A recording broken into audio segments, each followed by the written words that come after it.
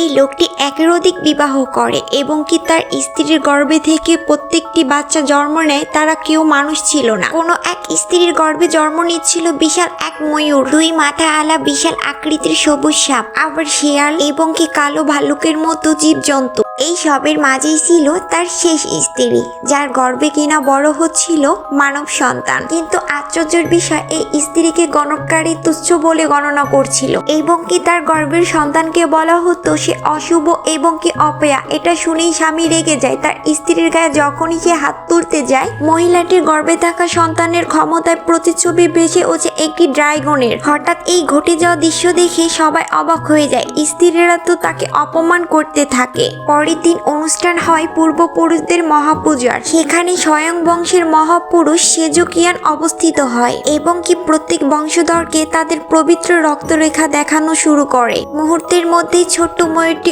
অনেক বড় আকৃতি ধারণ করে। একে একে বাকি স্ত্রীরা তাদের রক্ত পবিত্র কণা দেখাতে শুরু করে। কিন্তু এখনো বাকি আছে লোকটির শেষ স্ত্রী, যাকে সবাই তুচ্ছ ভাবে। এরপরই মেয়েটি তীব্র জেদ নিয়ে ঘুরে দাঁড়ায় আর তার রক্তরেখা দেখায়। এরপরে এটা দেখে সবাই অবাক হয়ে যায়, একটি মানুষের মধ্যে ভিন্ন ভিন্ন এত রক্তরেখা এবং কি তার মধ্যে এত শক্তি। এটা দেখে সবাই অবাক হয়ে মেয়েটির দিকে তাকিয়ে থাকে।